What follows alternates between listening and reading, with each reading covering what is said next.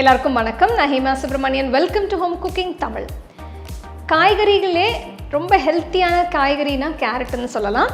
நான் கேரட் வச்சு நிறைய ரெசிபி செஞ்சுருக்கேன். சில லிங்க்ஸ் நான் டிஸ்கிரிப்ஷனில் தரேன், அதை பார்த்து நீங்கள் ட்ரை பண்ணுங்கள். இன்றைக்கி கேரட் வச்சு ஒரு அருமையான ரைஸ் ரெசிபி தான் உங்களோட ஷேர் பண்ண போகிறேன். ஸோ வாங்க இதை எப்படி செய்கிறதுன்னு பார்க்கலாம்.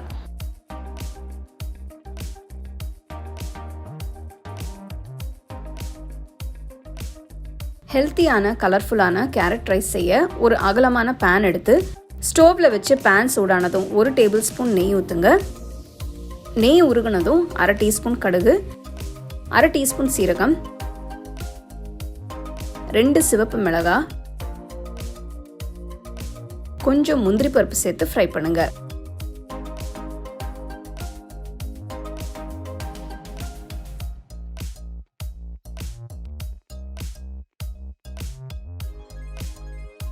கடுகு பொரிஞ்சு முந்திரி பருப்பு நல்லா வறுபட்டதும் பொடுசா நறுக்கின 2 வெங்காயம் சேர்த்து வதக்குங்க.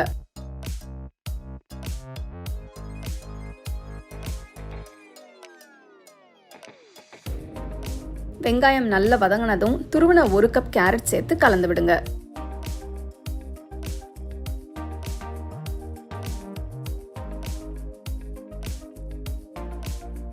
கேரட் குக் ஆகும் போதே தேவையான உப்பு, 1/4 டீஸ்பூன் மஞ்சள் தூள், 3/4 டீஸ்பூன் கரம் மசாலா தூள், 1 டீஸ்பூன் சாம்பார் தூள். உங்களுக்கு காரம் பிடிக்கும்னா நீங்க இன்னொரு 1/2 டீஸ்பூன் சாம்பார் தூள் கூட சேர்த்துக்கலாம்.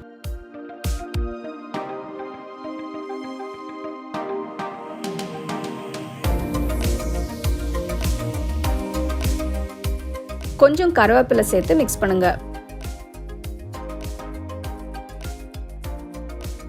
கேரட் நல்லா குக் ஆயிடுச்சு. இப்போ ஸ்டோவை ஆஃப் பண்ணிட்டு வேக வச்ச பாஸ்மதி அரிசியை கொஞ்சம் கொஞ்சமா சேர்த்து மிக்ஸ் பண்ணுங்க.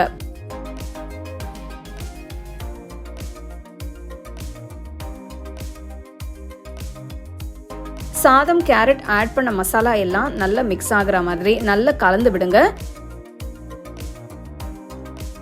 ரொம்ப ஈஸியான டேஸ்டியான இந்த கேரட் ரைஸ் பசங்களுக்கு ரொம்பவே பிடிக்கும். செஞ்சு சூடா சர்வ் பண்ணி என்ஜாய் பண்ணுங்க.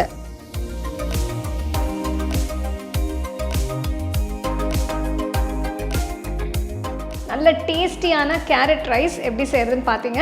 ஸோ இது நீங்கள் வெறுமனே சாப்பிட்லாம், இல்லைனா கொஞ்சம் தயிர் பச்சடி வச்சு நீங்கள் சர்வ் பண்ணலாம். ரொம்ப நல்லாயிருக்கும்.